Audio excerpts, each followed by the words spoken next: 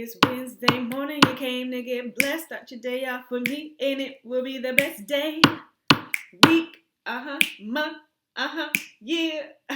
You already know when I start to flow and I don't want to stop. Mic drop. It's Wednesday morning. You're here with Davone'a. It's Wednesday morning. We gonna get up in this word today. Alright, let me stop playing. You know what I'm saying? Hey, good morning. I'm happy that I have that pre-welcoming song because I'm tired. I flew across the U.S., time went back, but I'm here with another word. Last week, I spoke on how to give, and I gave some examples on how I recently gave. Have you given any thought into what it is that you can do moving forward in giving, even if that giving is a simple smile? Or wave, a simple hello, good morning. Doesn't always have to be something involving money. And straight into this reading, I'm going to go over two separate topics. Y'all ready for this? And I'm going to go into murder begins in the heart, which is Matthew chapter 5, verses 21 through 26. And I'm going to read adultery begins in the heart, and that's Matthew chapter 5, verses 27 through 30. Without further ado, let's me begin. Murder begins in the heart. You have heard that it was said to our ancestors, "Do not murder, and whoever murders will be subject to judgment." But I tell you, everyone who is angry with his brother or sister will be subject to judgment. Whoever insults his brother or sister will be subject to the court. Whoever says, "You fool," will be subject to hellfire. So if you are offering your gift on the altar and there you remember that your brother or sister has something against you, leave your gift there in the front of the altar. First go and be reconciled with your brother or sister, and then come and offer your gift. Reach a settlement quickly with your adversary while you're on the way with him to the court, or your adversary will hand you over to the judge, and the judge to the officer, and you will be thrown into the prison. Truly, I tell you, you will never get out of there until you have paid the last penny. Going straight into adultery begins in the heart. You have heard that it was said, "Do not commit adultery." But I tell you, everyone who looks at a woman lustfully has already committed adultery with her in his heart. If your right eye causes you to sin, gouge it out and throw it away. For it is better that you lose one of the parts of your body than your whole body to be thrown into hell. And if your right hand causes you to sin, cut it off and throw it away. For it is better that you lose one of the parts of your body than your whole body go into hell. Amen. To the reading of that word. So after reading that, I'm like, whoa, how can I put this in layman's terms? How can I put this in a way where someone can understand it? Anyone can understand it if I were just simply having a conversation with them about how murder begins in the heart and how adultery begins in the heart. So I just took some little nuggets out of it, and I hope that this makes sense to you all as it made sense to me.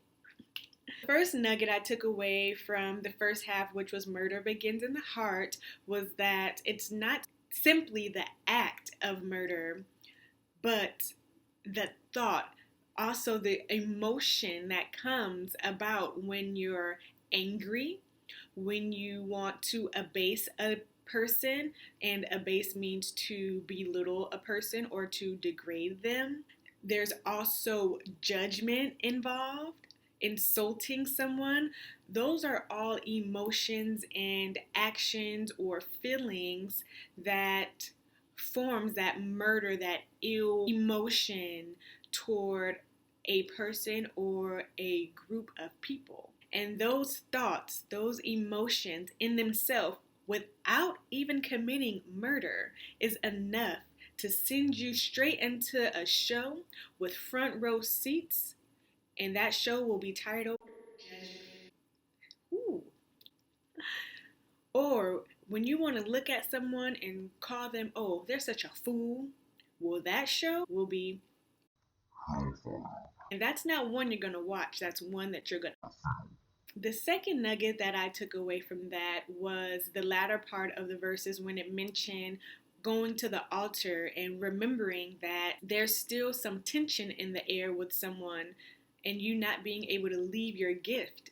And that gift can be something along the lines of thanksgiving, remembrance.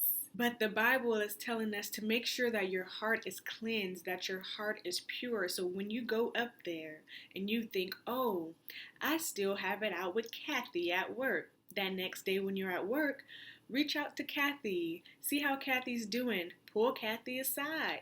Hey, I feel as though there is some tension. Is there anything that we can work out? How can we move forward and have peace in our relationship? Because you don't want to be stuck on yesterday or what so-and-so said or that he didn't text you back within 3 minutes or just any ugliness to be in your heart when you go to give praises unto God, because he wants us all to have a pure heart. In short, getting things right with others means to be right with God.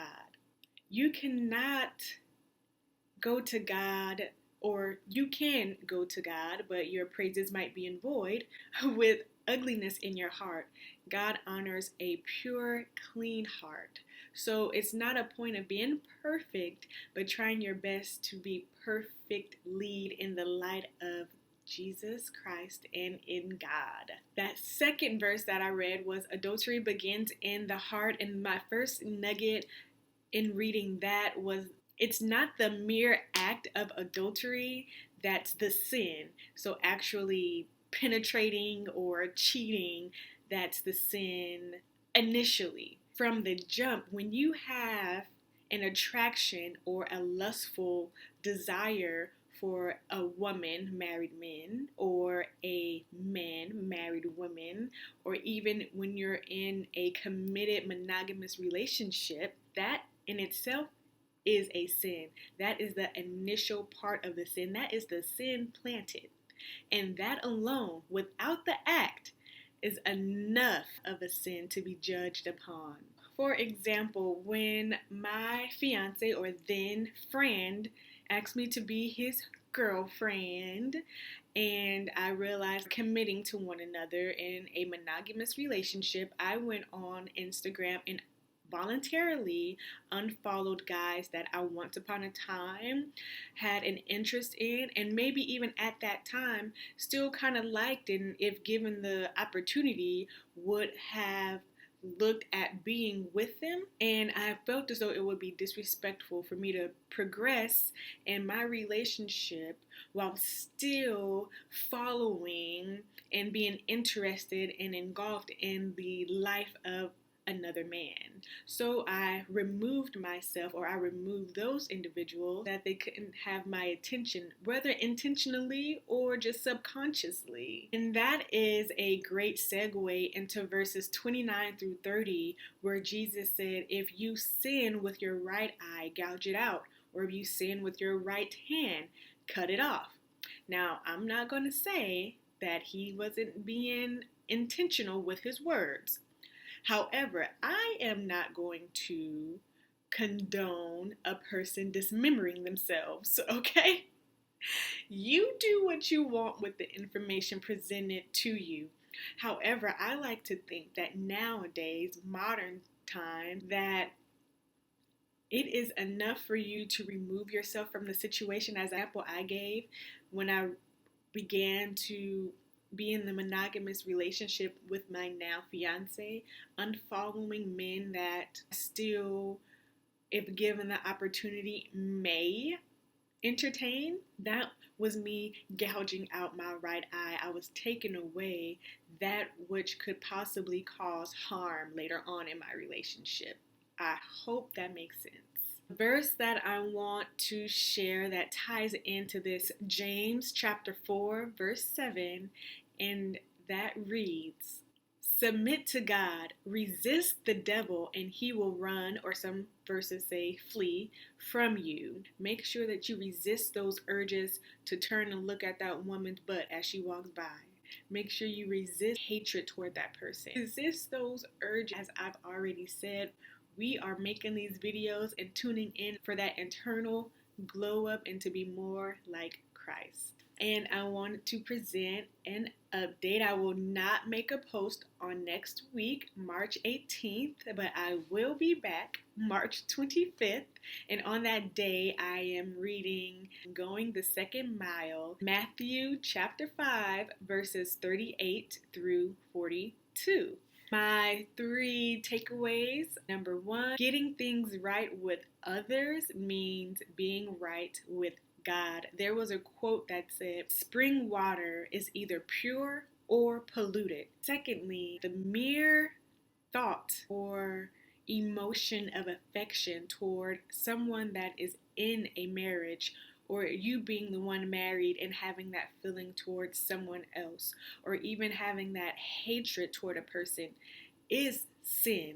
It's not always the act, but also the emotion and the thought that precede the act. So check yourself, check your thoughts. And lastly, resist the devil. Resist, resist, resist. And before you know it, you will have peace that surpasses your understanding. Before you go, make sure you tell a friend about this video. Make sure that you subscribe to this channel. Make sure that you comment below. And here goes another freestyle. Right off the dome is where I'm coming from with the song. Can you go ahead and sing along? You hear my dog whining in the background. He wants me to stop this right now. You're such a hater. Please subscribe, share, like. Definitely don't forget to share. Even if you don't like the video, share the video because somebody can get something from it.